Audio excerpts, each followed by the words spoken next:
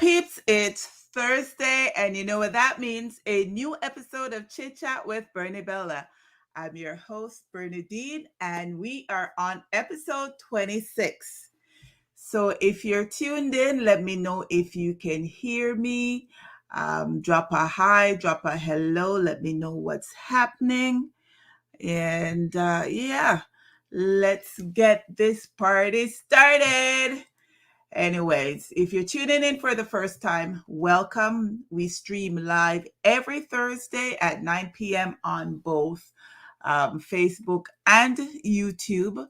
Previous episodes can be found on my YouTube channel, so visit the site, like, comment, subscribe, and set your notification bells to get notified when we go live. Please share this live. Again, if you can hear me, drop a comment so I know that you're here and you can hear. This is a talk show where we discuss sports, politics, current affairs, entertainment, gossip, and trending news, whatever is happening in our community and around the world. Your thoughts and opinions are always welcome. Okay, so we're starting off with our entertainment section and our artist preview of the week. Starting off with Popcorn. He's got a song and video out called Superior. It's got nice conscious lyrics, asking God to send him an angel. It has a gospel undertone. And he's also put some of the negative social media that he's gotten recently about him in the video. So it's a nice song, and he's currently on tour in Ghana. So that's a song that most people can listen to, play on the radio, that type of thing. Next person that has something out right now is Dexter Dabson. He come out all guns a blazing this week with the release of his album called Vent Deluxe. There's lots of collabs on the album. It has a bit of everything. A little bit of raw dancehall, a little bit of country, a little bit of soca. The collabs are awesome. Like, I listened to the whole album, and yeah, the album nice. I think it's currently the number one reggae album trending, so it is a good album. He's currently on tour in the USA and was recently spotted at the BET Hip Hop Awards that was streamed earlier this week. Pampote has a video and song out called Phone Screen. It's a simple video. It talks about being a social media phone battleman, and she go look for the girl with her army and whatever. But it's simply not all that. I don't know. The video wasn't well thought out. Didn't like the concept. It's not radio worthy. So this could have really. It never. Yeah, she need to come back with something else. Let me know if you can hear me. Let me know if you can see me. Well, yeah, I'm looking. Yeah, let me know if you can hear me, most importantly. Hi, Sharon. How are you? How is everything going? Let me know if you can hear. The other person that's had a song out this week is Vybz Kartel and Tashina Music. The video nice. Lyrics on the song good. It's a nice dancehall song. You can play it on radio. Have a good flow, bouncy. Typical Kartel, him not really miss with them things. So the video nice, the song good, Kartel. So you can check out all the videos and album on the links are in my description on my YouTube channel. So hey Sharon, hey Desiree, how are you? I'm seeing you tomorrow. I booked my appointment. Coming to get sweet. Let me know if you guys can hear me. Hey, I think I see Lindsay. Hey, Lindsay, how are you? So the Jamaican entertainment section has been very, very spicy this week. Man, can I tell you all the things that are going on in the entertainment section. So we're going to start off with Jacure. I'm going to start off with Jacure. Hey, Enid, how are you? So, I don't even know, but Jacure is just salt. him just salt. So Mr. Sikatore Alcock, which is his legal government name, and with a name like that, him should not get himself in a trouble. But hey, he's currently detained in Amsterdam on attempted murder charges after he stabbed one of the promoters, whose name is Papa of Roots Vibes Promotion, while he's on his European tour. He's been arraigned and has been ordered to remain in custody without bail in a detention center for 14 days while police investigates further. He's facing suspicion of attempted murder, attempted manslaughter, aggravated assault, or attempted aggravated assault. If convicted, he faces up to 20 years in prison. Now, so the man leave Jamaica, gone a foreign, gone stab man. And apparently, when he went to court, he was actually crying when he heard that he had to stay in the detention center for 14 days because the police have not let him go until them do them investigation and can determine whether or not, and the guy that he stabbed is pressing charges. So imagine the man leave Jamaica, if we go foreign, if we go make money and end up at jail because him have bad temper. Oh boy, so we don't know that I go because him salt. Him spend how much years at jail already, then him come out, then him get caught with drugs in him car, he can get charged for that, pay a fine, and all of them something, then they no gonna foreign gone. Poor soul. Anyways, Richie Stevens, Tanya Stevens, Elaine Lim. What do they have all in common? Situation. This one a nice at all. So Tanya Stevens came out late last week, and in an interview that she had, she stated that she was raped. She stated that she was raped by a prominent entertainer at the time. And, she kind of gave a description of the entertainer without calling names. So 2 people's name came up, Barrington Levy, Richie Stevens. People have been, telling her that she needs to call name and da. She refuses to. She just spoke out about what she went through, spoke about that's the reason why she never went much further because of the trauma that she experienced and stuff like that. Okay.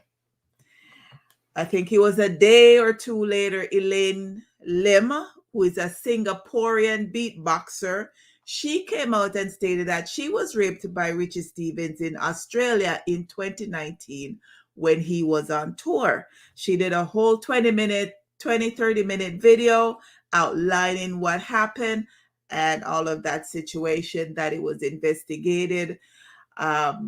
It was looked into. It wasn't fully investigated. It was looked into by the Australian police, and because it was a he said, she said, nothing came out of it. Richie Stevens then made his own video and came out and stated that it never states him no rape her. It never states that him never have sex with her. It never state that the sex was consensual. It never state none of that. It basically state that, yes, he knew her. Yes, they stayed at the same Airbnb together. Yes, they were on tour together. And he also states that she's a clout chaser because she look something she basically look now why she come out and make that statement. And also his lawyer, the lawyer that he had used back in 2019, also came out and made a statement and stating that there's a possibility that if it continues, they will look into whether or not they should sue Elaine Lim for making the claim that she did. All righty. So that's the first half of that story. So that's still pending right now. Tanya did make a follow-up statement, but it wasn't in relation to her being abused. It was just the people who are now coming to her to ask her for interviews and stuff. She called against them yesterday upon that issue. Then. So that's the first part of it. The second part was Mr. Vegas take up the issue because when Richie Stephens put out film video, Bounty Killer went and made a comment under the post, basically stating that in support Richie Stephens. That did not sit well with Mr. Vegas, because Mr. Vegas have said Bounty Killer never did it, so Bounty Killer no know what Guan or whatever, so Bounty Killer should not come out and support Richie Stephens. Mr. Vegas also came out with a birth certificate, a copy of a birth certificate, and he's stating that the reason why Bounty Killer take up for Richie Stephens is because Bounty Killer himself is a pedophile. And why he's saying that Bounty Killer is a pedophile is that when Bounty Killer was 21, he got a 14-year-old girl pregnant and she had her baby at age 15. The age of consent in Jamaica is 16. So that's all that's going on right now. And again, Vegas was out today with a whole nother live going on about it or whatever. Surprisingly, Bounty Killer has not yet come out and said anything regarding what Mr. Vegas has said. He's not come out and made any statement or whatever. We don't know what's going to happen in the next couple of days. Richie Stephens has not come out and made any other statement other than the video that he put out, which a lot of people said that it was vague, it never do nothing, and all of them something this. So I don't know where this are going to end, if it are going to die down and whatever, or if, Bounty Killer will come out and say something, I don't know. So I'll keep you posted because it's very interesting. Jamaica scene, entertainment scene has been very interesting this week. So Sharon said, Tanya said she's friends with rapist's mother and sister. Yes, because apparently he had looked at her as his little sister, so that's why she was okay with going, with him to wherever and got, howdy, Lindsay. How are you? Sharon said Mr. Vegas makes a lot of sense. Lindsay said Mr. Vegas too mix up. Mr. Vegas is mixed up, but at the end of the day, him state facts because him a come with him receipt for sure. You say him know what him a talk about and all of them something. So him state facts. So, like I said, Jamaica entertainment scene very, very spicy this week because Buju Banton and Vybz Kartel are throw word upon them one another via social media. So as we all know, Buju Banton is an anti-vaxxer, and also he would be considered a conspiracy theorist. And with what's happening now with COVID and everything else, So there was a time when Vybz Kartel, formerly known as Adi Banton, and he named himself Adi Banton as a tribute to Buju Banton when he used to idolize Buju Banton back in the day.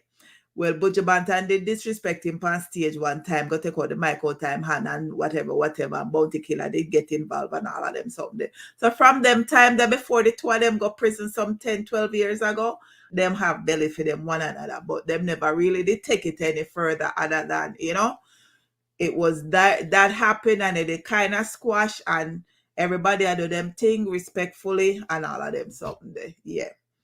So, as we all know, Buju has been making statements against being vaxxed and all of them something there.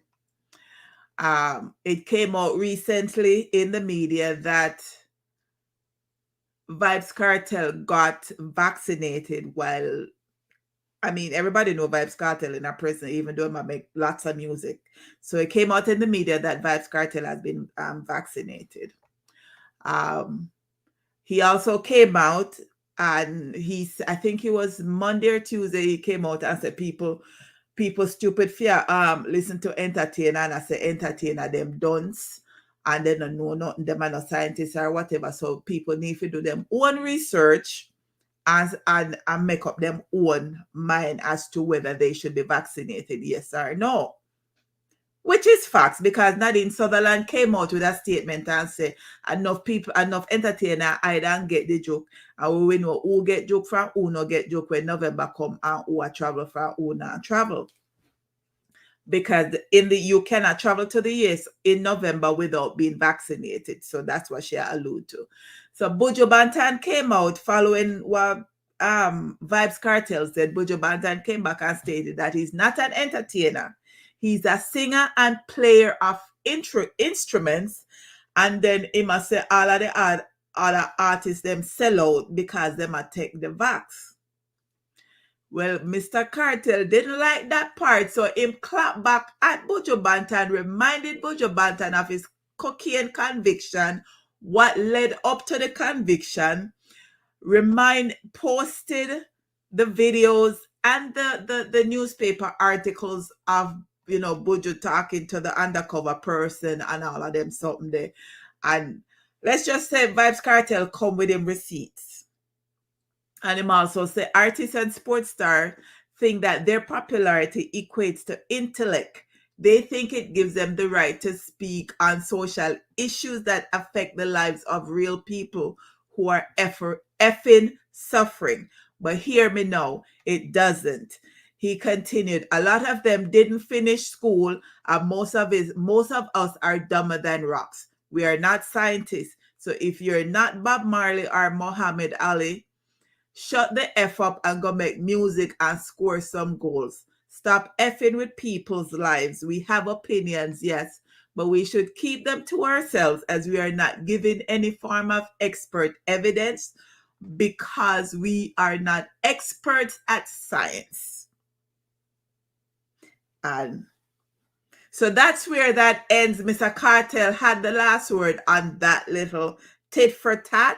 Mr. Kartel had the last word on that one. So Buju no come back out here to make another statement towards what Vybz Kartel said. So we don't know where that's going to end yet, but if anything else come up, I will let you all know, because like I said, it's been a very interesting week with the entertainers in Jamaica. So let's see who else is checked in. Sharon said it seems somebody factual. Yes, Vegas is always coming with his receipt. Enid said this is more than mix up and blend. Enid, let me tell you, it's been an interesting week. Lindsay said, "Woi." Sharon said, "True Butcher can go." I'm not saying. Hey Rudolph, how are you? I hope everything is well. Hey Rudolph, you won the coffee last week. I messaged you. You never got back to me. I guess you don't want the coffee. Me can always give it to you again. Hey Marcel, how are you? Hope everything is well. And yeah, on the still staying on the entertainment section. So Tamale Sparta, who is presently serving 3 years in prison, and the prison wardens are under scrutiny today after over 100,000 Jamaican dollars vanished from his jail cell. The news came as a shock to fans who were confused about how exactly the money even got into the jail cell in the first place. Prison authorities have since denied having any knowledge about administrative actions against warders following the reporting of the missing cash from Tamale Sparta jail.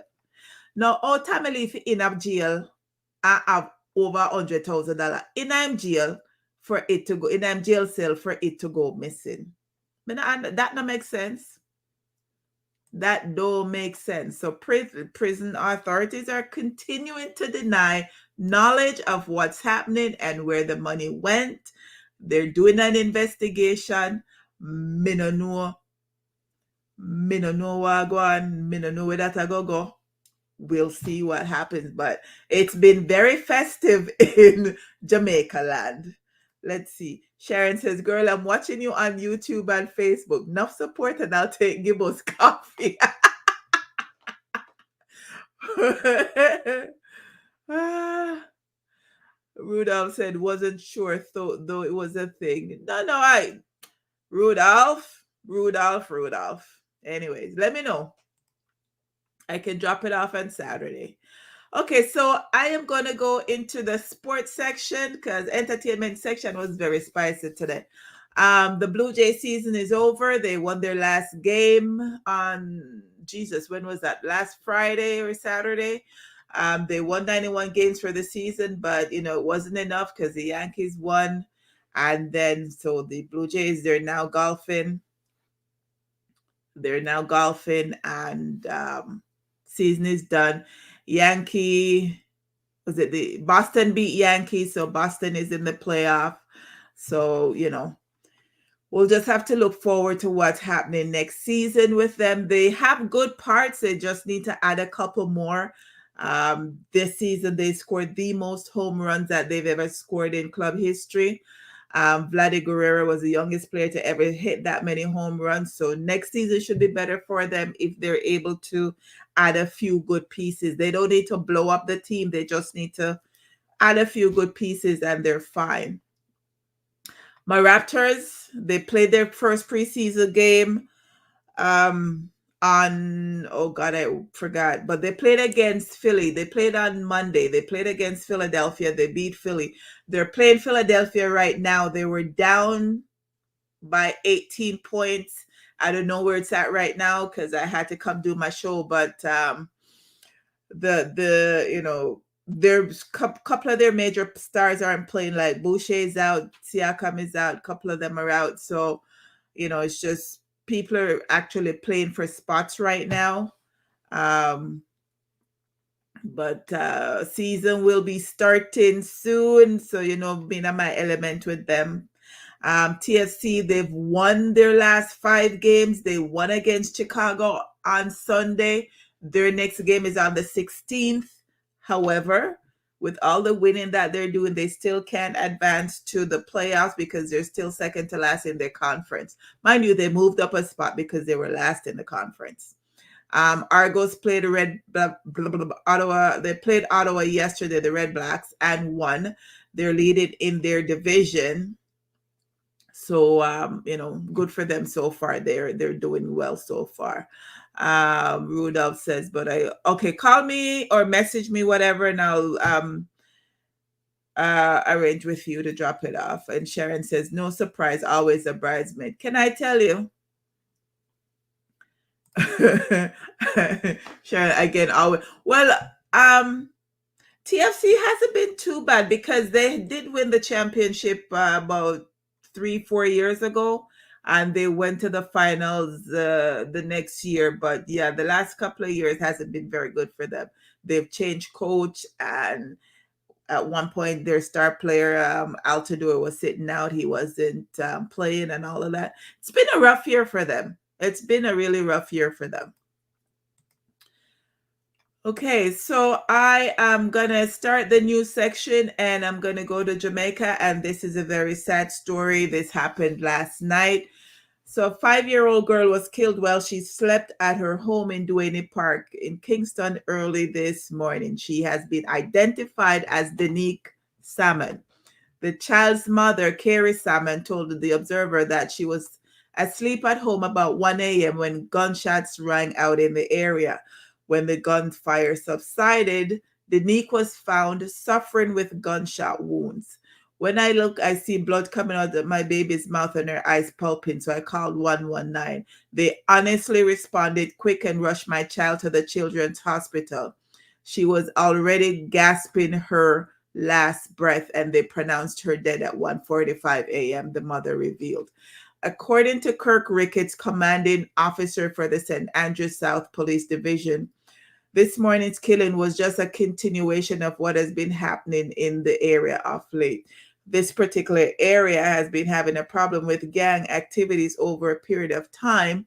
So this morning was just a continuation of what we've been seeing.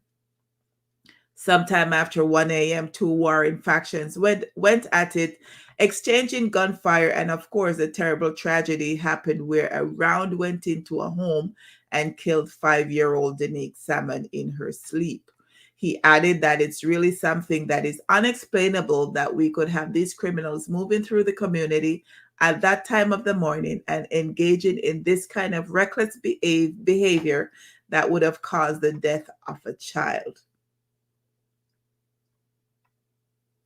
Not even in your bed, you're safe. Little pitney asleep in our bed, not bother nobody, not trouble nobody.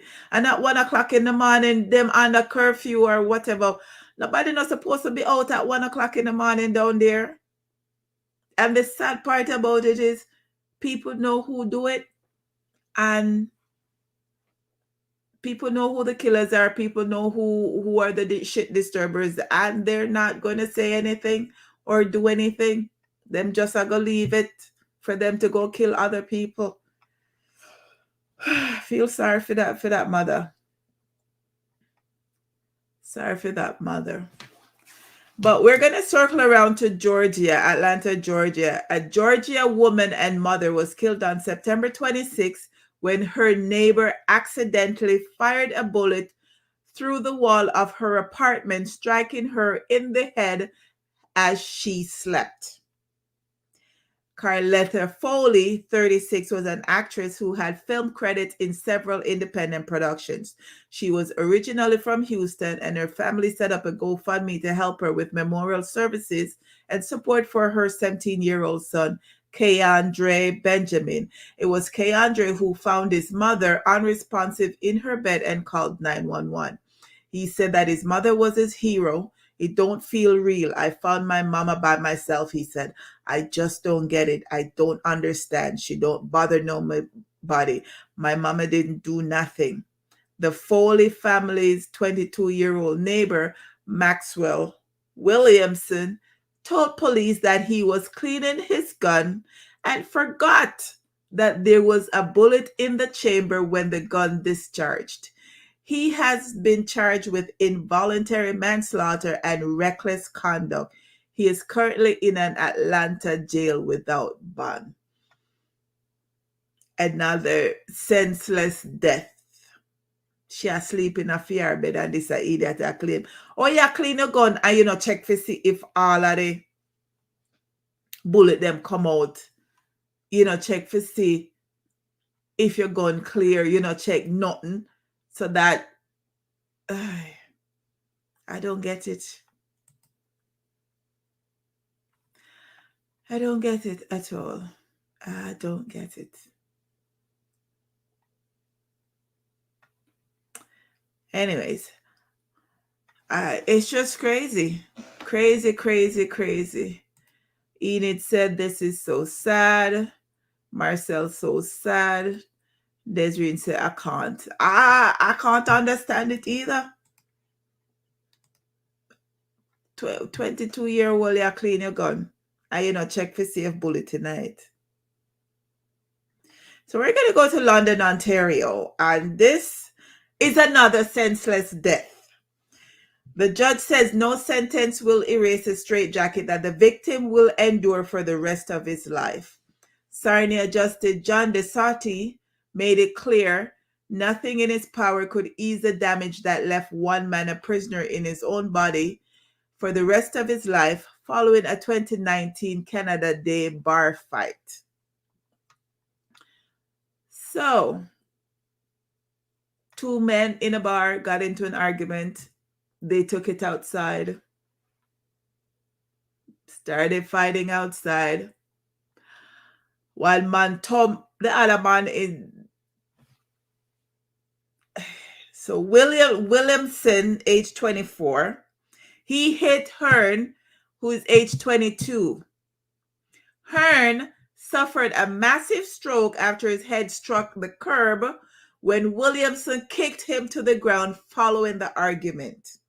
In the 2 years since, because it happened in 2019, he's been rendered largely incapacitated, forced to relearn basic movements such as walking and talking, and he continues to recover at the Parkwood Institute in London.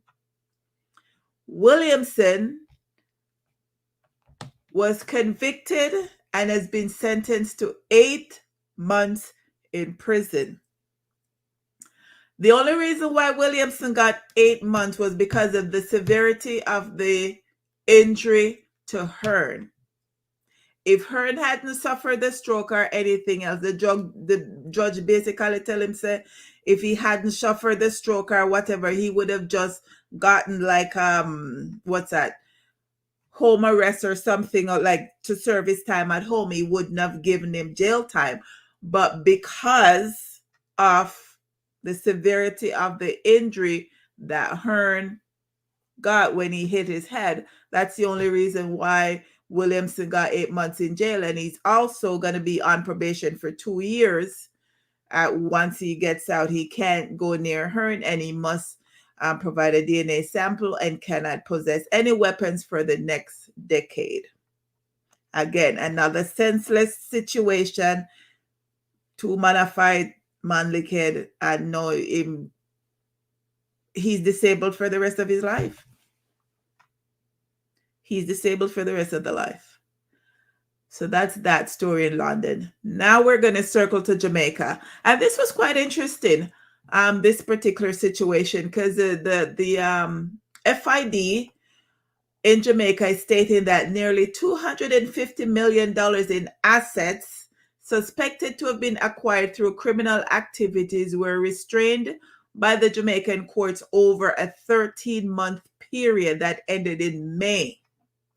Those assets include 6 houses, one valued at $70 million, 3 apartments, one valued at $30 million, 29 cars, including 3 Mercedes-Benz and 2 BMWs, and cash lodged at several financial institutions. The data was released by the Financial Investigations Division, and the FID is empowered under the Proceeds of Crime Act to use the Assets Recovery Agency to apply to the Supreme Court for an order to restrain assets traced to individuals suspected of being involved in criminal activities and later seek to have them forfeited to the state. 3 of the houses listed under the name of a Jamaican man were restrained by the Supreme Court on May 17 this year. According to Jamaican law enforcement sources, the man was convicted and sentenced to 15 years in prison in the United States for what officials have described as one of the largest drug shipments in the state of New York. But state property records show that the houses are registered in the name of a woman based in central Jamaica.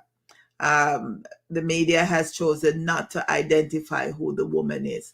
One of the houses located in Upper St. Andrew and valued at $35 million was transferred to her in 2014, according to the certificate of title deposited at the title's office. The other 2 houses located in Manchester and St. Anne were valued at $17 million and $15.9 million, respectively, at the time they were transferred to the same woman in 2013 and 2017. 2 of the houses, the 3 apartments, and 2 of the vehicles were listed under the names of 2 Manchester businessmen, and they were restrained by the court in January this year. Both of the men were charged with drug-related offenses by the police in the parish last year after approximately 8,000 pounds of compressed ganja with a street value of 35 million Jamaican dollars was allegedly seized at the premises they occupied.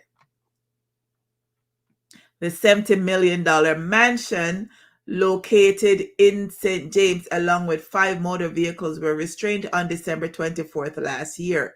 The man whose name it was listed under is currently before the court on drug and money laundering charges, the FID disclosed. 7 of the vehicles were traced to a former executive at a local financial institution who was accused by U.S. authorities of being part of the Lotto scam syndicate that fleeced elderly Americans out of $1 million US. They're saying that restraining $250 million in assets over a 1-year period is a good start, says respected academic professor Anthony Clayton. So what that means is you can't there foreign and I sell drugs and I buy house in your mother and your baby mother and your sister and your auntie name. Because when you get catch, them going to investigate, and based on what they find during that investigation, they are going to seize the properties. And the properties will then become state owned. The cars will be given to the police and the soldiers to drive while on duty. The monies will be state owned and the house will be state owned and will be sold by the state after. The state meaning Jamaica. So, you have to go find a different way if you do something. You have to do legal and illegal. And me not telling you what to do, but like I said, y'all can't be selling drugs or being lottery scamming and putting in the things in your family name. That used to be a thing one time. It is no longer a thing anymore because them are come taking the property. All right, them coming to take the property. Rudolph said, yes, I've been following that episode. Lindsay said, take the money and bury it under one tree. No, take the money and fix the road. Set up social programs for the people them down there and all of them. Something the people who are in the communities where a lot of gunshots are fire and can't live in peace. The good one, them what can't move out, can't live in peace. They need proper housing elsewhere. So make a couple of housing scheme, do a couple of apartments or whatever. Transition people out of the ghetto, then what them know. And try to build something for them. But yeah, that kind of situation, it will not work anymore where you can put your house in a family name. Not at all. Not anymore. Not anymore. So I'm going to circle around to Chicago, and an Illinois family is mourning the death of their 18-year-old son and is outraged that no murder charges will be filed in conjunction with his death due to what prosecutors are calling mutual combat. So Manuel Portes Jr., the fellow on screen, was killed Tuesday after being stabbed to death during a recorded, planned fight in Schaumburg, a town located 30 miles east of Chicago. The family of 18-year-old Manuel Portes Jr.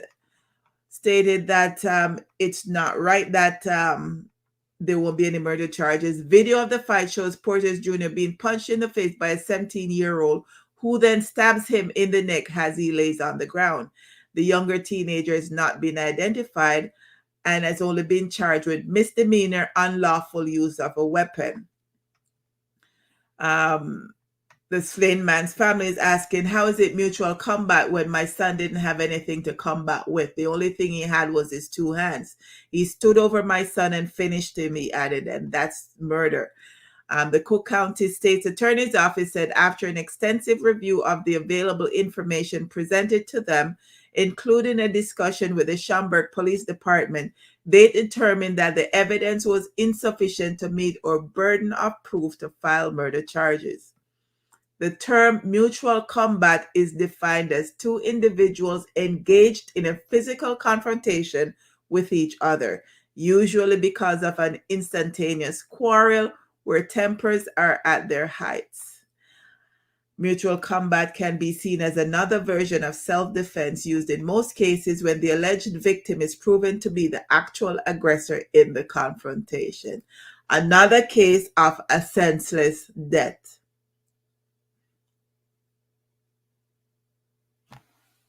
Because if you never go fight or plan for fight, if there wasn't a plan to fight and you go fight,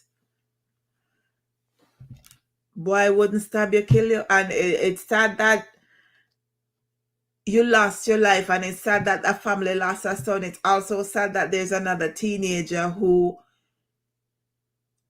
he's going to be charged with something, but not murder, where he's going to get life. So it's just sad all around. It's just sad all around. Very, very sad. Very, very sad. So, Circling to Michigan, and Gregory Jarvis, a Michigan man who drowned, was found with a winning jackpot ticket in his pocket. Jarvis was at the Blue Water Inn in Caseville, Michigan on September 13th when he was playing the Club Keno add-on game, the Jack. He hit the jackpot, and there's a picture of him holding the $45,000 ticket. He's a very nice guy, and he was in the inn every day, Talaski said. Talaski also said on the 9th of the 19th, Jarvis was back at the inn buying rounds of drinks, but at that time he still had not cashed a ticket. He couldn't cash it because he didn't have a social security card at all. It wasn't any good, so he applied for a new one, she said. That night when he walked out was the last time anyone saw him. Talaski felt something was amiss the next day when he didn't come into the bar.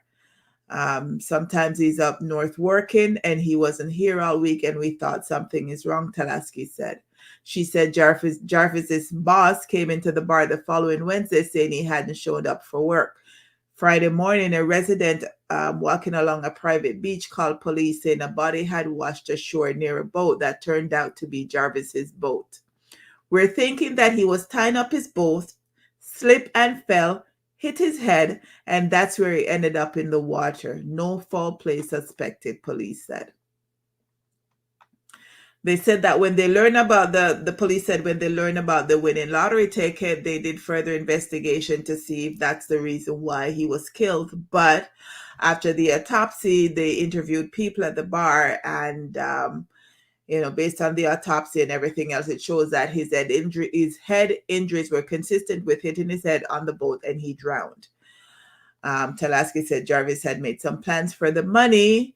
He was planning to take that money and go see his sister and his dad in North Carolina.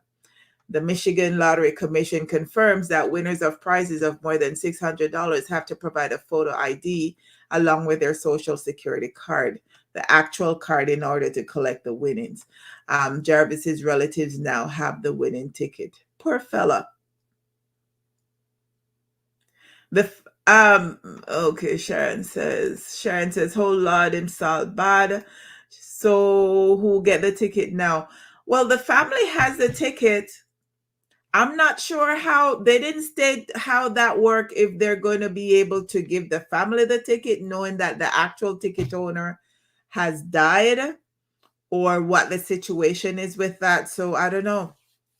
I don't know how that's going to go. Or I don't know, cause I don't know how their lottery thing there is, if he has to sign the ticket and all of that. So I don't know, but the family have the ticket now. Apparently, they may be able to get the money. That's why they're holding on to the ticket. So circling back to Ontario, and our minimum wage was increased recently. It went from a whole $14.25 to a whole $14.35. Several other wages have also increased slightly. Student wages have gone from $13.40 to $13.50. Liquor servers' wages have gone from $12.45 to $12.55. And home workers from $15.70 to $15.80. Hunting, fishing, and wilderness guides are also benefiting from the planned increase, with their hourly wage rising from $71.30 to $71.75 an hour. Ontario's minimum wage last rose exactly 1 year ago, increasing from $14 to $14.25 in 2020. The wage increased more drastically from $11.60 to $14 in 2018, right before Premier Doug Ford came into power. The previous provincial government had introduced a plan to increase the minimum wage by $15 to $15 by 2019. But Ford rolled back the plan and introduced a wage freeze shortly after becoming premier. So we're in 2021 and we still not reached $15 an hour yet, because the premier that people claim are for poor people, the premier that people claim looks out for poor people, the premier that people claim that he does things for poor people, stated that those said poor people were not worth getting a minimum wage increase to $15 an hour back in 2019.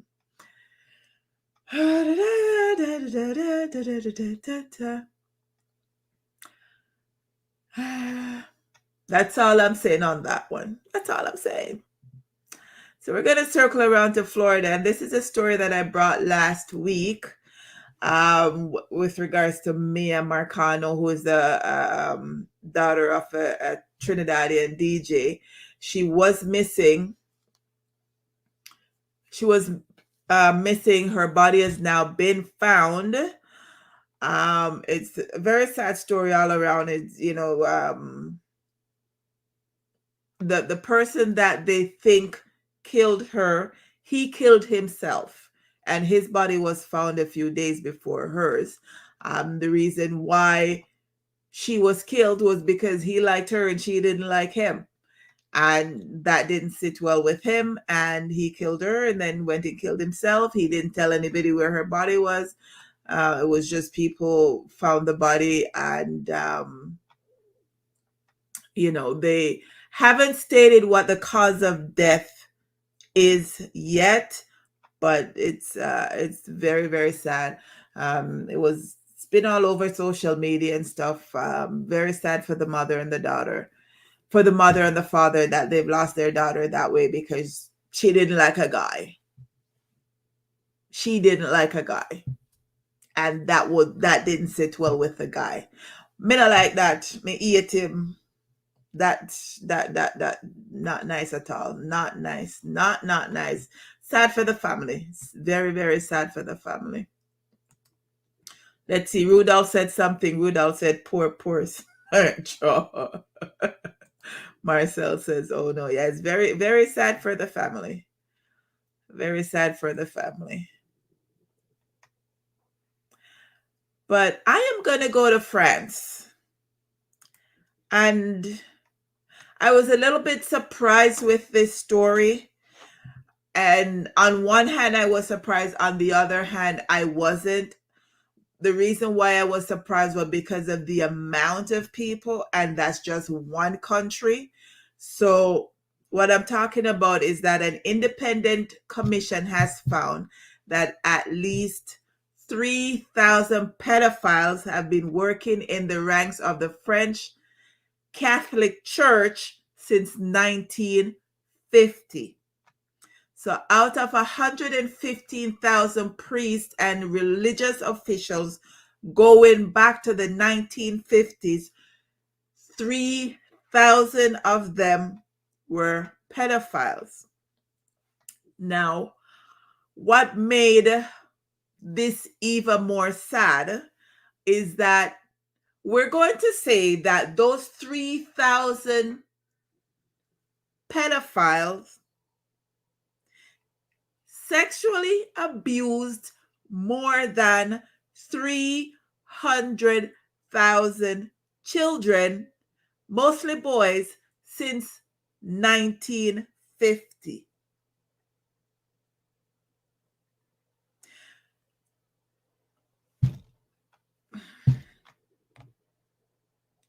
What did the Pope have to say about this? There is unfortunately a considerable number. I would like to express to the victims my sadness and pain for the trauma that they suffered. It is also my shame, our shame, my shame for the incapacity of the church for too long to put them at the center of its concerns. The Pope learned of the findings of the report after he met French bishops visiting the Vatican. The independent investigation was commissioned by the French Catholic Church in 2018 following abuse claims. So 3,000 pedophile, 3,000 noted ones that them can say, yes, I'm a pedophile.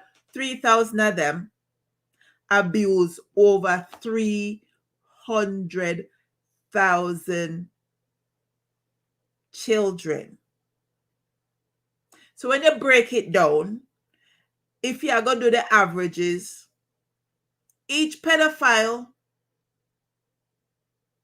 abuse over 100 pitney. When you do the math, I'm a maths little bit good in them way, so can you imagine what the number would be in all America or other countries that this thing happened? What the numbers would be? That's crazy. That's crazy. Oh, Sharon said original pedo. Sharon said, oh, please, it goes back further. It goes back further, yes, but that in history goes back further, but based on the investigation that they did and the report that they made, it only went back to the 1950s. But people always say church this and church that, when you talk about church and talk about this and talk about that, them say, yeah, but no church, I not believe in a God, I not believe in a this. But when the man's them, I mean, not really hear about no woman I do that. So me have to say when the man them abuse the pitney them, whether Catholic church or other churches, other pastors, other something, abuse the pitney them. Oh, me if I come to church, come sit down and listen to you preach to me. Oh, me if I come to church, and them I say enough to put the pastor them on a pedestal. But the pastor them I say them is next to God. So that means that me I have to put them on a pedestal. So how me if I come to church, come listen to you talk to me? About what? No, I'm gonna get it, I'm gonna understand it. Somebody have to go tell me differently. In it's a more than crazy. Marcel says shaking my head. It's sad because I know enough Pitney Life church pastors, priests mess up around the world. Because even with the residential school issue that's going on here in Canada, a church, again, the Catholic Church, always come back to church. But I'm going to do my weekly COVID roundup. There's not much has changed other than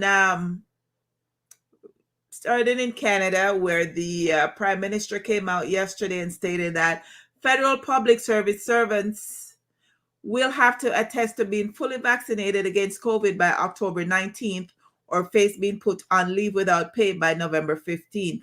And anyone who plans to board a plane or train in Canada will have to prove that they're vaccinated by October 30th with limited exemptions. The NBA has stated that NBA players who are not vaccinated, and again, they're going by the Ontario bylaw that's in place right now, they can be jailed for up to 6 months or fined up to $750,000.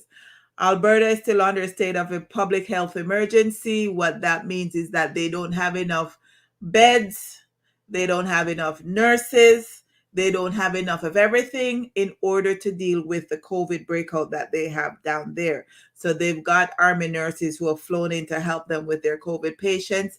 They've also flown some of the COVID patients outside of the province to Ontario and other provinces who have willingly agreed to take on their patients. So while Ontario was locked down, Alberta was open. They were laughing at us. The premier didn't think it was serious. He thought it was just the flu, and he wasn't doing what he was supposed to do to protect the people of the province. Now their numbers are going up a lot, so it's not a good thing happening over there right now.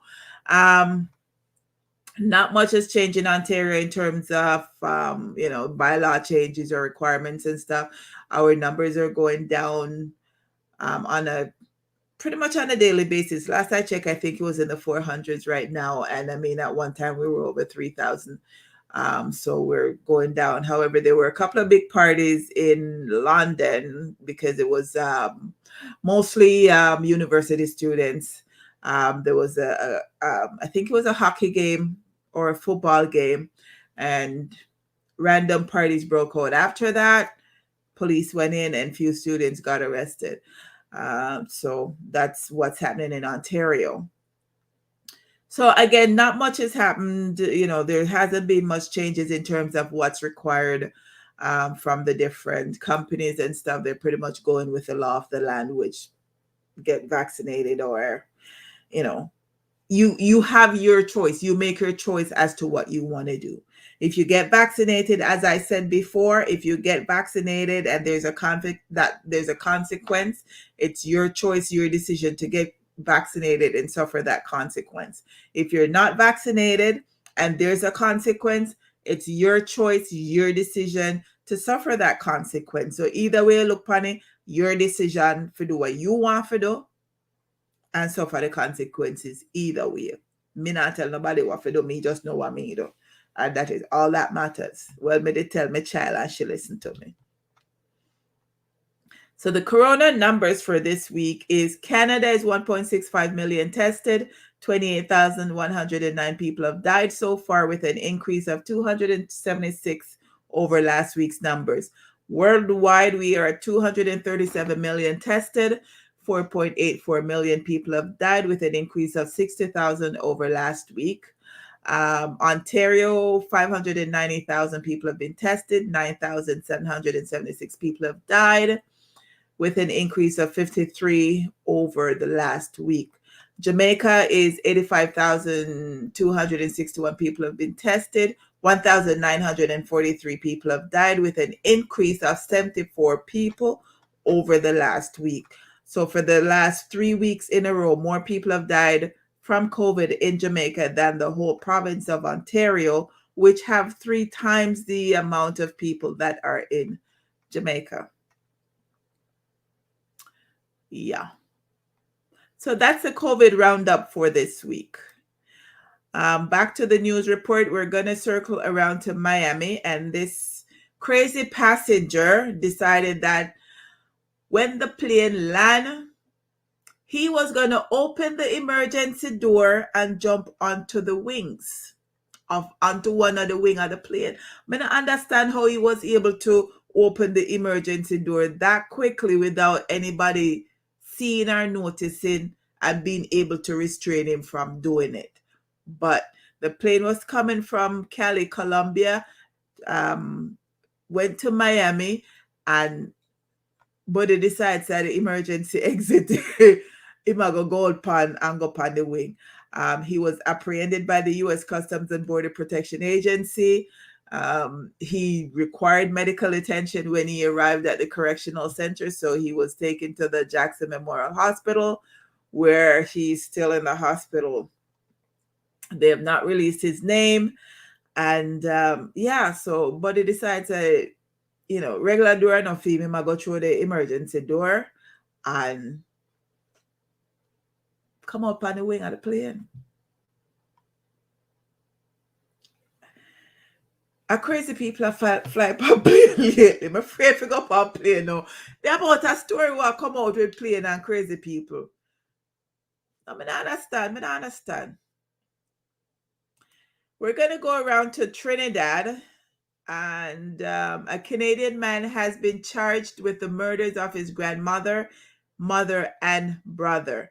Rakesh David was also charged with possession of a firearm, possession of ammunition, possession of a firearm to endanger life, and possession of ammunition to endanger life. The 25-year-old is accused of killing Kumari Kolesar Timal, age 77, Radeshka Timal, age 48, and Zachary David, age 22. Police say the victims were found at an address on Don Miguel Road, San Juan, on September 24th with gunshot wounds to their heads. Rakesh David was arrested on the same day and charged on October 1st.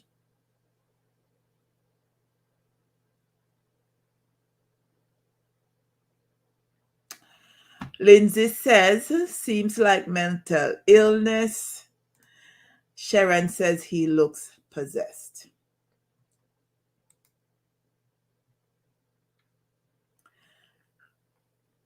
There are times when I would like to ask people like this what goes through your head to make you do something like that. Like I watch on ID, Fear Thy Neighbor, Web of Lies, and all these other things. And sometimes I really want to ask them why, because I can't understand it. Sometimes I really want to ask them why. What goes through your mind when you're doing something like that? I don't understand it. I don't get it. I don't understand it. But they are dead. Lindsay says in reference to the guy on the plane, not this crazy looking man here. Okay, so the mental illnesses to the guy. Well, that could possibly be true as well. That could possibly be true. In both cases, Lindsay says he looks like the devil himself. it, I don't know. Like I said, I'd love to be able to go to know what goes through their minds, because there's no way that you could be a sane person. But I'm going to go to Nova Scotia right now. After more than 8 years of fighting over child support, Angela Power is happy she's reached a settlement with her ex-husband, Joseph Power. Joseph Power racked up almost $500,000 in child support arrears plus interest.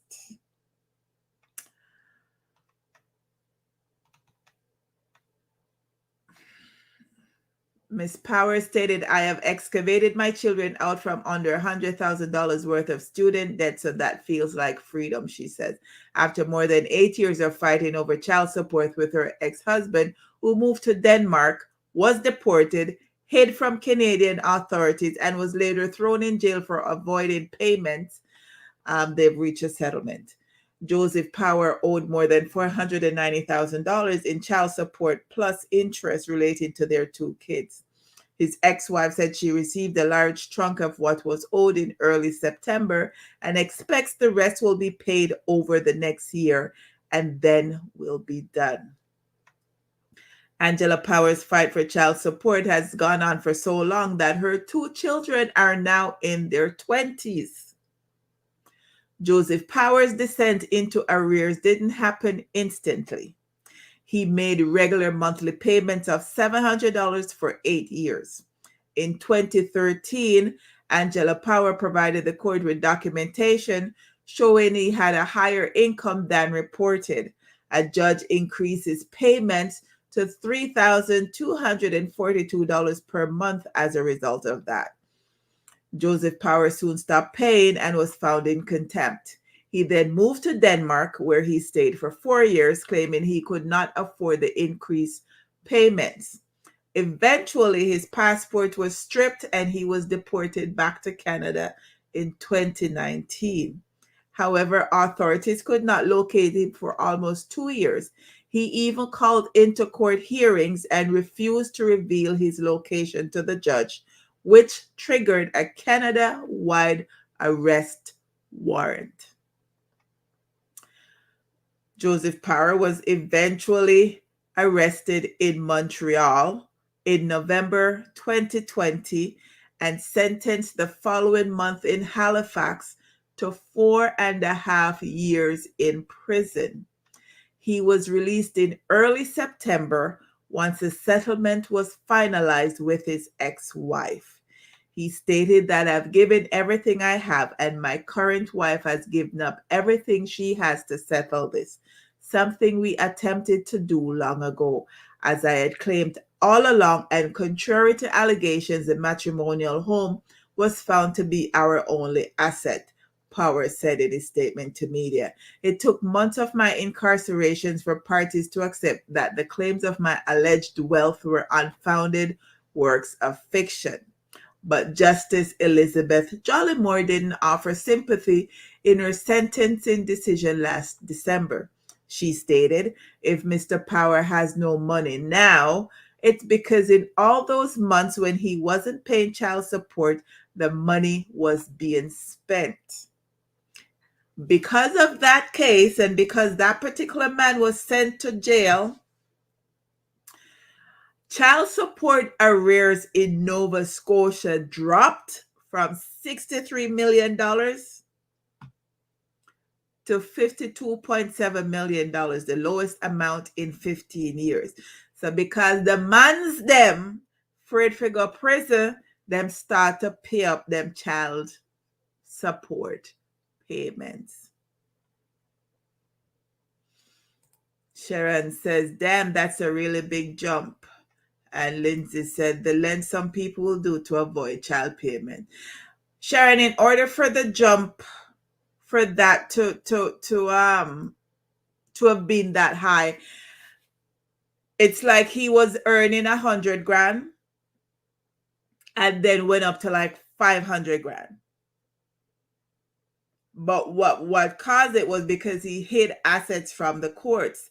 So part of the money was back, what's that called? Retroactive. So some of the time when he paid $700, the 3242 was retroactive to some parts of the time when he paid $700. And in order for the judge to have made it that high was because she would have seen documentation to say, yes, you can afford it. But it is a high jump from $700 a month to $3,200 a month for two pitney. Sharon said, don't mess with a woman scorn. Can't make payment, but a wife afford wife and relocate. Exactly. The man fully went to a whole different country. To not pay child support. And Emma claims him not have the money, and yet he was still able to give his wife, his ex-wife, a substantial amount. That's why they let him out of jail. And the substantial amount that she got, she was able to pay off over $100,000 worth of student loans for her kids and debts that they had. The man wicked. So I'm going to circle to Florida, and a Florida man, Lindsay said he hid his assets. He deserved it. Yeah, he deserved to go to prison. 4.5 years him get to. And then when him said the judge then a place, him get sentenced in a December. And we in October. And him come out, I think, September. So in a 9 months, he was able to come up with a lot of money in order to satisfy a major part of the judgment. So him had money. Wicked, the man wicked. So we're going to circle to Florida. A man walked into a Florida sheriff's office and confessed to killing a woman a decade ago because he found Jehovah and couldn't live with the guilt anymore. Benjamin Moulton, age 43, told Manatee County Sheriff's investigators Wednesday that he killed Nicole Scott of Sarasota in 2011 and left her body in a remote area, according to an arrest report. He told investigators he killed her in a fit of rage and provided other details about her death that were never made public. On December 11, 2011, a man found Scott's body in a wooded area and called 911. The deputies responding to the scene said that she was partially clothed and had visible trauma to her face. An autopsy found that she had been strangled and likely dropped off several days before her body was found. During the investigation into her death, deputies followed up on numerous leads and even questioned Moulton, who denied any involvement in her death. Detectives at that time lacked enough evidence to link him to the crime. Moulton has since been charged with first-degree murder, and an investigation into the case is continuing. The report didn't say why Moulton was originally questioned.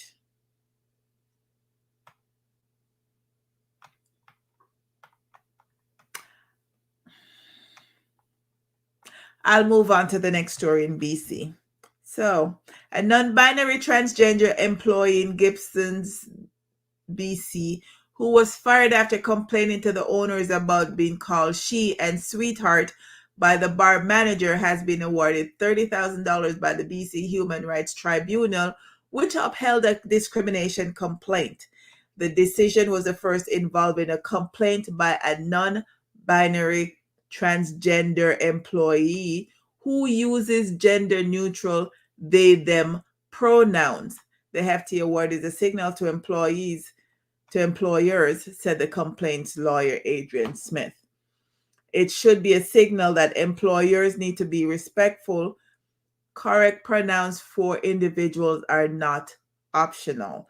Employers are not free to address people by the pronouns they choose to. They're saying that the employee didn't get 30,000 because they were called by the wrong pronouns. They got 30,000 because they were fired for being transgender. There has been a trend over the past 5 or 6 years that has seen human rights tribunals starting to award higher amounts in cases involving injuries to the dignity of transgender people. Jesse Nelson, the employee, worked for Buono Osteria for about 4 weeks in spring 2019.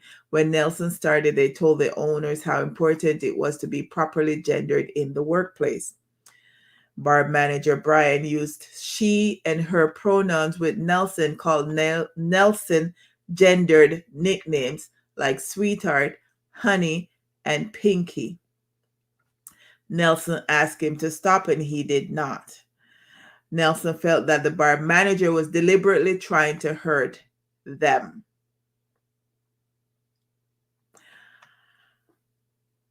Nelson had also suggested at a staff meeting that customers be greeted with gender-neutral terms, and the tribunal heard that caused resentment among staff. Tension escalated between the two, and on Nelson's last shift, Nelson wanted to confront Gobel about his repeated inability to use their preferred pronouns. The tribunal heard conflicting versions of whether management advised Nelson not to speak with Gobel. Management stated that they told Nelson not to and have promised to have a meeting to discuss the conflict.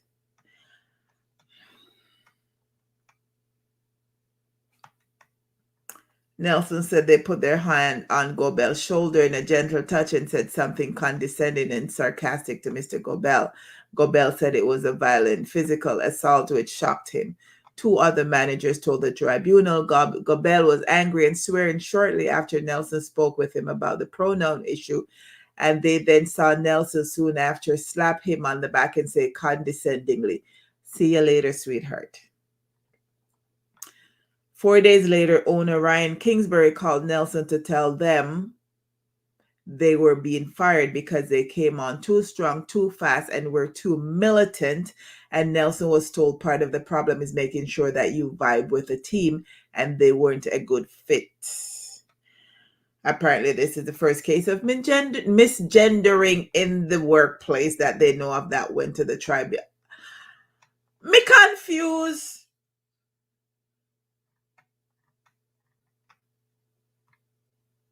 Me confused.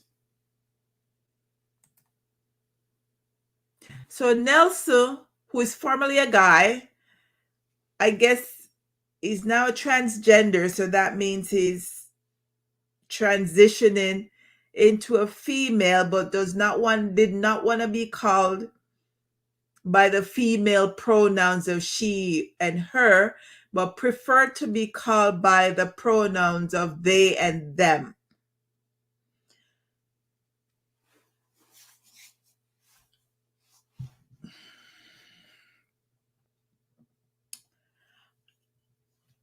I am going to have a conversation with a transgender and do an interview so that I can better understand this, because I don't understand it. I don't understand it. So stay tuned for that in a couple of months. Come here for go, yeah. But I understand it, but that could fall under my strange but true section. It is weird. So I'm gonna circle around to California. Sharon said, who knew English could be so confusing? Girl, can I tell you? Me well confused. Anyways, I'm gonna go to California. And when you think rich people no petty, I got a story for you. I got a petty billionaire story for you. So Bill Gross, man on screen, is a billionaire and also known as the Bond King. He was found guilty and in contempt of court for tormenting his California neighbors by blasting music again. Orange County Superior Court Judge Kimberly Neal ruled that Gross and his wife, Amy Gross, violated a 2020 order that prohibited the couple from playing loud music outside their home. Now, the two of each been fined $1,000 each and could face 5 days in jail, as well as a ban on outdoor music. Due to the pandemic, however, their jail sentences were suspended and replaced with 2 days of community service. The remaining 3 days also could be suspended if they abide by the restraining order for a year. This trial was a travesty of justice and a black mark on the Orange County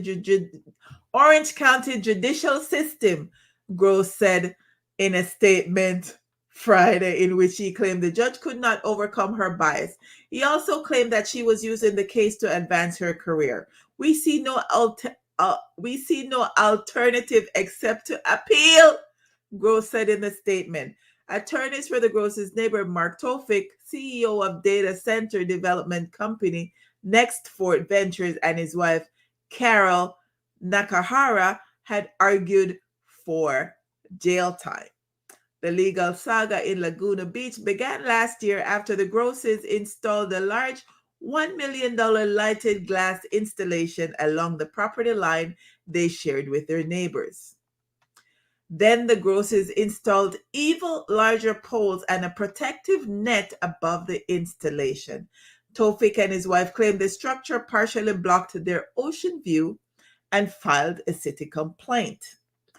Gross began retaliating by harassing them with loud music and bizarre audio recordings at excessive levels, including pop and rap music, television theme songs, and according to the lawsuit, the Gilligan Islands theme song on a loop at all hours, day and night in December 2020.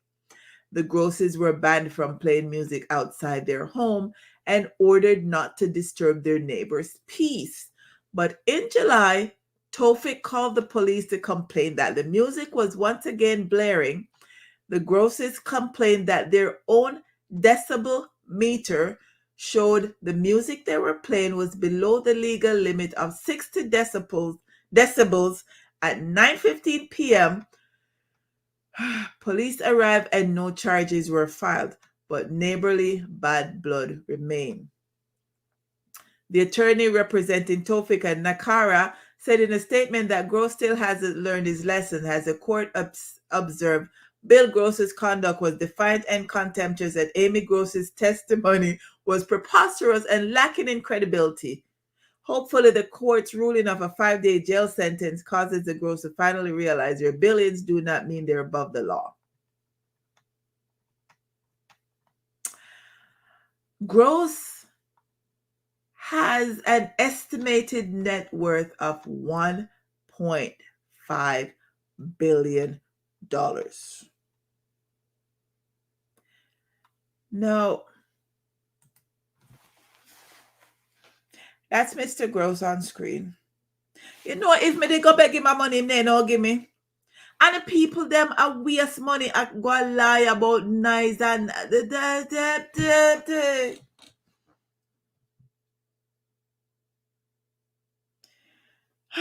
they say money can buy a class, and money definitely cannot get rid of your pettiness. Sharon says, I'm not rich, but I'm petty. Lindsay says, can't we all just get along? Since I'm Queen Petty over here, I understand. Petty, and I am petty. But man, who knew that billionaires could be as petty as them too? So, it also the next news in Jamaica, the Klansman trial that started last week that I gave you an update on. It didn't go this week because two of the defendants have tested positive for COVID. So there's nothing, they're not doing anything this week. They're not going to do anything next week until the week of the 19th. So at that time, I will update you guys on what's happening with the Klansman trial of those 33 defendants in Jamaica.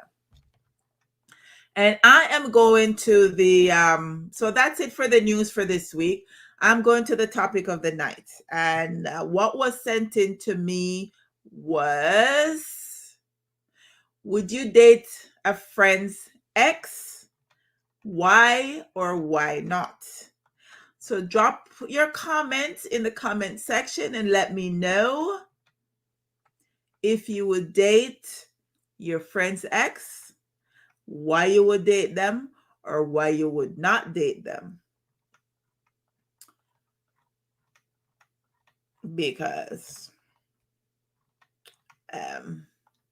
yeah, drop a comment in this, drop your comments. Let me know if you would date your friend's ex or not. I personally, that's a no-no. A big no-no. That's a big, big, big, big no for me. Big no for me. No. Mm-mm. Lindsay says, held no, respect for the friendship. Man, I that too. That's like, it's funny how females and girls have that code where they're not gonna date. Well, most female would not date their friend's ex, but man, not have a problem with it.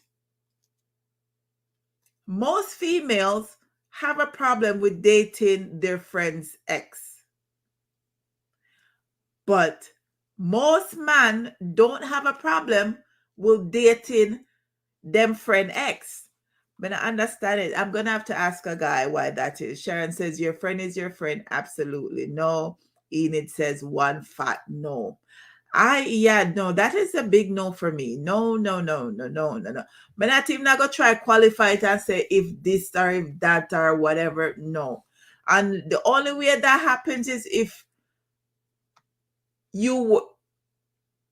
I met a guy and I'm dating the guy and didn't know that he dated a friend of mine, and then that would have been like, okay, we can't, no, yeah, but me not date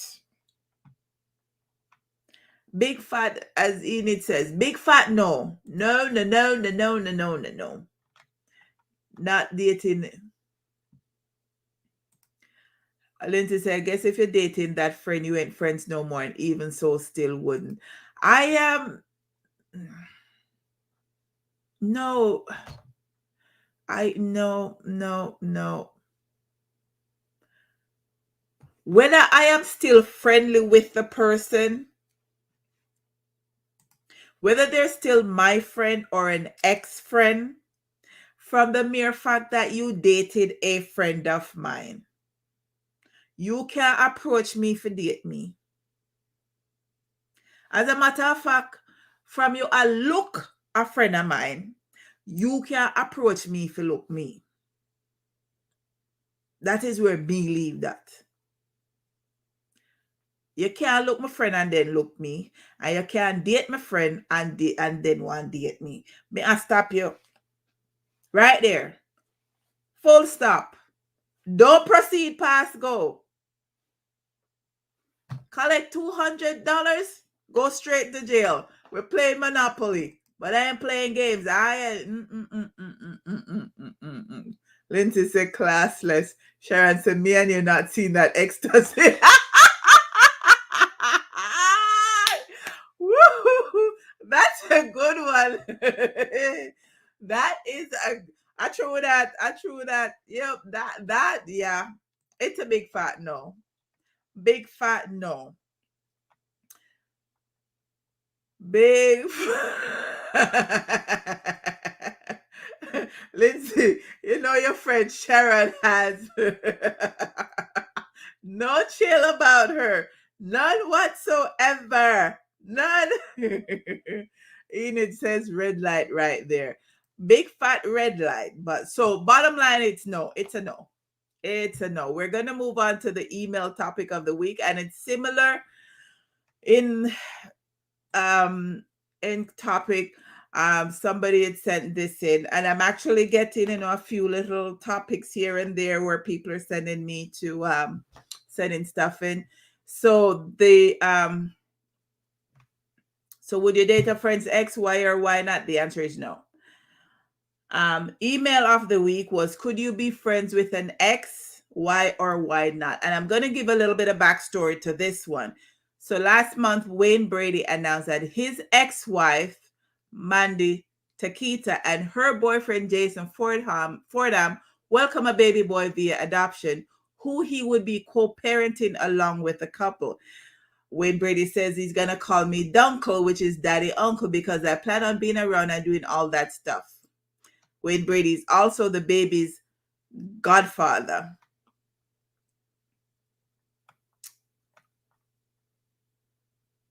So Wayne Brady is godfather to his ex-wife adopted son. So again, the question I'm asking is, could you be friends with an ex? Why or why not?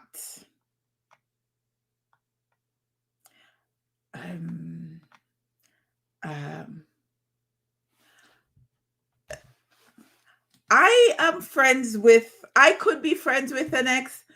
I don't know if I could have been that close of a friend where I'm gonna be like the godmother to their children, and and be all up in them business like that, but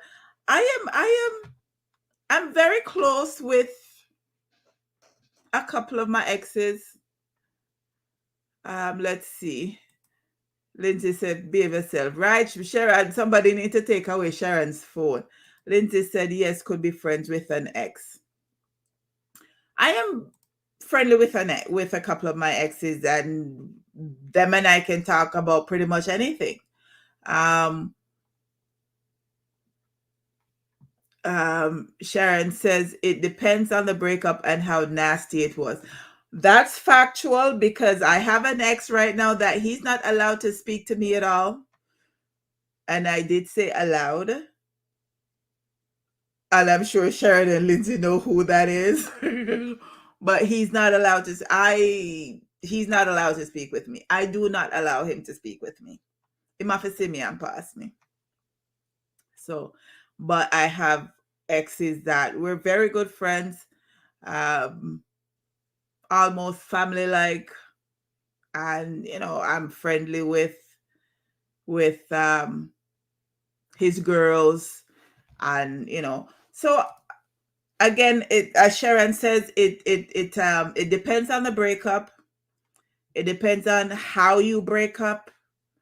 Um, you know, Lindsay says you don't have to be best friends. And Erica says, yes, I'm friends with my ex. Erica, we are past your bedtime, or are you back? Come and know which part today is supposed to be we are past your bedtime, but thanks for checking in. Some exes are stalkers. I've had a couple of those in my past. I have had a couple of exes that have stalked me. It's not fun. Not fun at all, but I am friendly with a couple of ex. I don't see anything wrong with being with your ability to maintain a friendship with your ex, even if there's no kids involved, and you still, even if there's no kids involved, and you still can maintain a relationship with an ex. I don't see a problem with that. It's just that you just have to know that, one, he's an ex. Two, respect his partner or partners if he's got partners.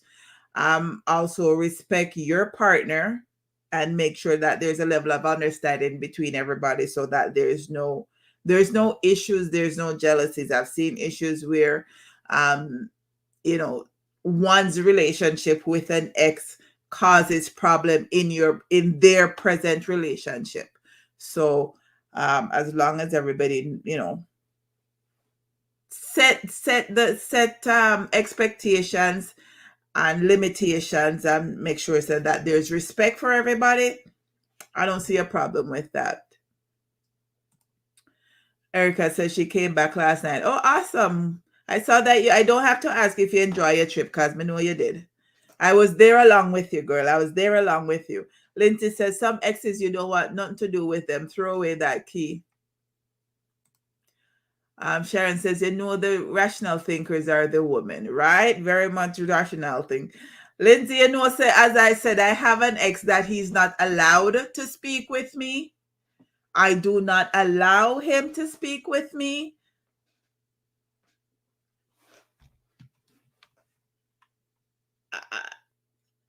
That's all I'm going to say on that.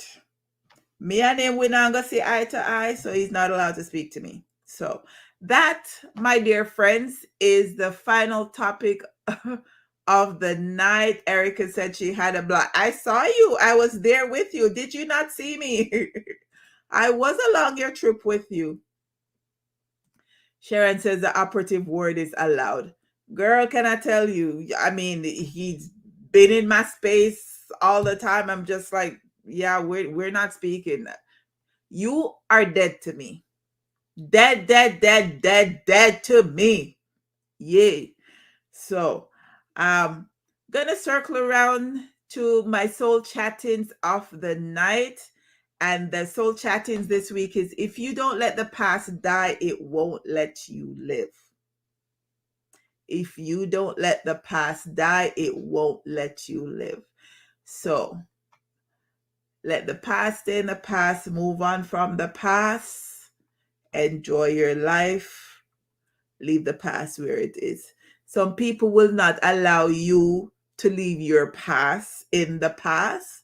That does not mean you need to stay in the past with them. You keep it moving, move along. So that's it for the night, my folks. Thank you for joining me. Thank you for tuning in with me. If you have not yet subscribed to my YouTube channel, listen, me need my numbers them figure up. So please click on this link in the chat. Run right over to YouTube right now and subscribe to my channel. It's free. You don't have to pay for nothing. So please and thank you. So thanks for tuning in. Lindsay says, leave the baggage behind. Keep it moving. Exactly.